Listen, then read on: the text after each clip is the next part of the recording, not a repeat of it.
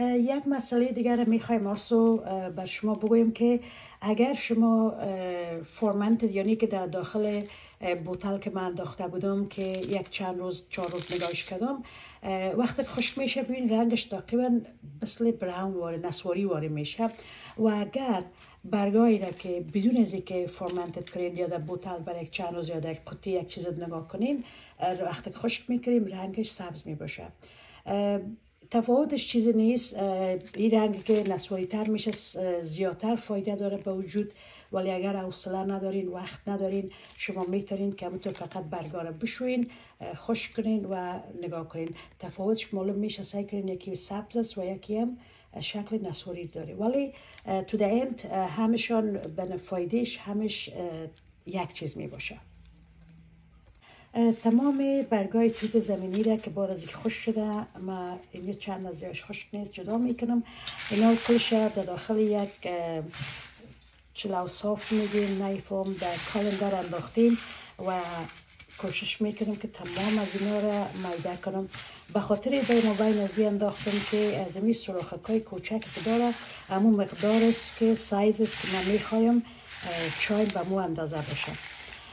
باید که کمک سر از این کار کنم. انشالله دوباره با شما می باشم که نشان بدم در آخر چای ما به چه قسم می باشه، یعنی چی سایز را به خود می گیره. برگای توت زمینی همش خوش شدن. ما کاملا کرش کردمشان به اندازه قسمت مثل که نانا و یاره میکنیم.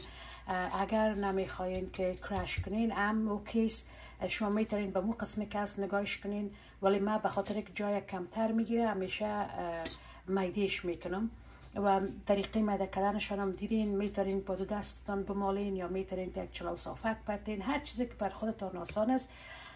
بالاخره همش با این قسم میده میشه. من یک قاشق نانخوری در دستم است و از این قاشق نانخوری من نیم قاشق برگ استرابری رو میگیرم و چای تیار میکنم. پیش ما یک گلاس دارم که به نام فرنچ پرس میگنش، تقریبا 16 اونز است.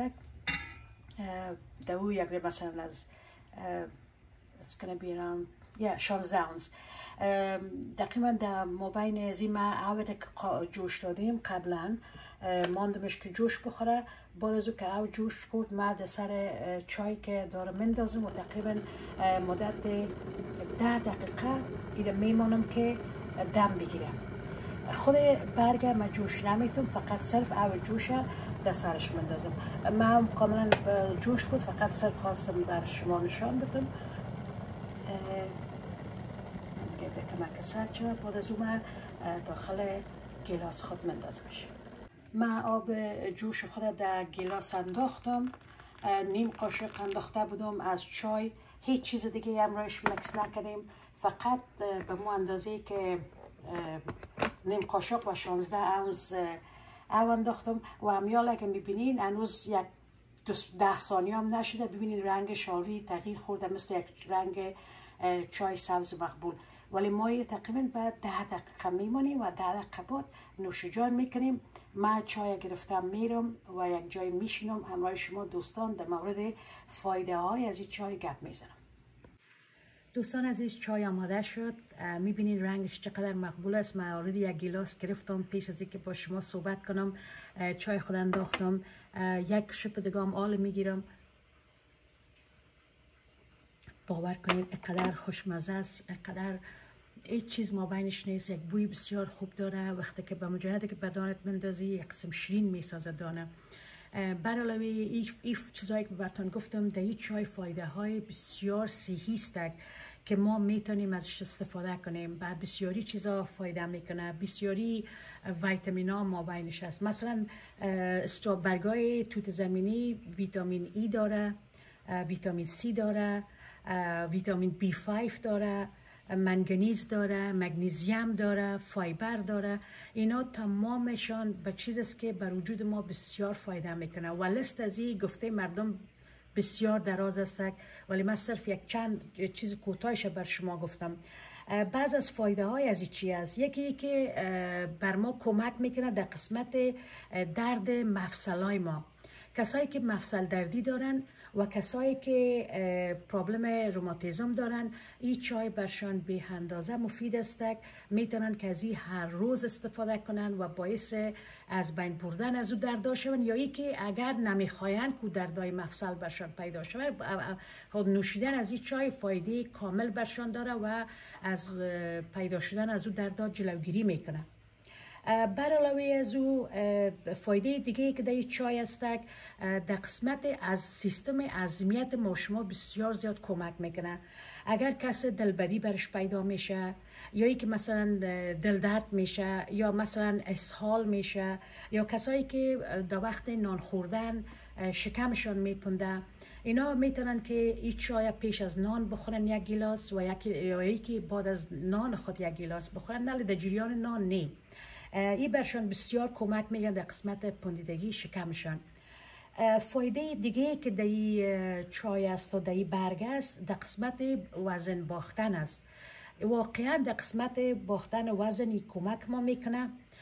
کسایی که اگر میخواین که وزنشان زیاد نشه، میتونن که از این چای هر روز استفاده کنن، یا کسایی که میخواین کمکشان کنن در قسمت وزن باختن، میتونن کمک کنن برشان. یک تحقیقات است که از طرف ساینتیستا شده، ولی من تا جایی که چقدر عملی شده اوش نمیفهمم، انشالله در آینده براتون معلوم میکنم. ولی بازم به خاطر که از جلوگیری کنیم از وزن گرفتن زیاد، میتونیم که چای هر روز بگیریم. همچنان این چای در قسمت پایین آوردن چربی خون کمک میکنه. اگر احتمال اتو فکر میکنین که چربی خونتان بلند است، یا ای که نمیخواین چربی خونتان بلند شوه، خوردن یا نوشیدن از این چای واقعا براتون کمک میکنه. اگر شما کلسترول یعنی چربی خون بلند دارین و فعلا از دکتر دوا میگیرین، بنان قبل از اینکه این چای بخورین که کلسترولتان پایان کنه، باید که به دکترتان بگوین که در غیر از اون که یا شما هم دوا بگیرین و هم بگیرین، شاید که براتون نقص کنه به عوض فایده. اما همین قسم عین چیز به قسمت فشارتان. اگر فشار بلند دارین و دکتر براتون دوا داده، پلیز دوای دکتر را ترک نکنین، دوایتان ادامه بدین. با دکترتان بگوین که ما یک چیز دیگه هم در پولیش یک چای میخوریم که هم کمک ما میکنه در قسمت فشار ما، و دکتر بعد از که حتما معاینه کنه براتون میگه که چای بگیرین یا نگیرین، ولی حتما با دکترتان به تماس باشین در این قسمت.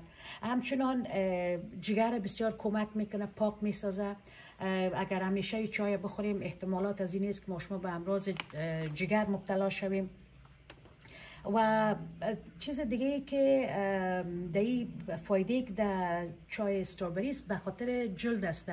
اگر کدام شوریدگی یا کدام زخم یا کدام پارگی ضعیف، نه که ضرورت به کوک زدن داشته باشه، در وجودتان در جلدتان میبینین، میتونین که از برگ تازه از استفاده کنین و برگش میده میده کنین که تا هوش برایه و در سر امو زخم یا در سر امو شوریدگی، در سر امو جایی که شما حساسیت کردین بزنین. انشالله که براتون کمک میکنه. خلاصه ای که اگر این چای شما در خانهتان داشته باشین و هر روز آماده کنین، فایده های بسیار زیاد داره، نقص نداره.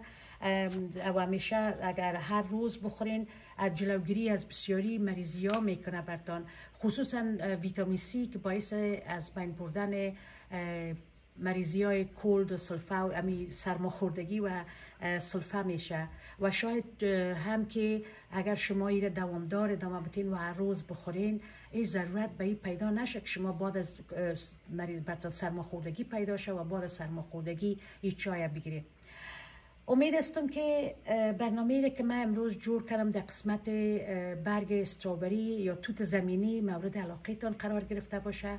در هر کجای دنیا که هستین، امیدوار هستم که پیدا کنین و براتون آماده بسازین. واقعا فایده داره، به من بسیار فایده کرده. من به تمام اعضای فامیل خودی رکمند میکنم، به همیشه گفته میشن که بگیرن. خودم همیشه میگیرم چون ضرورت برش دارم دیگه. من امیدوار هستم که ویدیوی من مورد توجهتان و مورد علاقتان قرار گرفته باشه. اگر ویدیو را خوش کردین، لطفاً به برنامه مرا سابسکرایب کنین، کامنت بفرستین و همچنان لایک کنین و در ضمن مو آیکن زنگی که در گوشه اسکرین تان میبینین پریس را فشار بدین. روز خوش، شب خوش بر همه دوستا و عزیزان میخوایم. تا برنامه آینده، خداحافظ.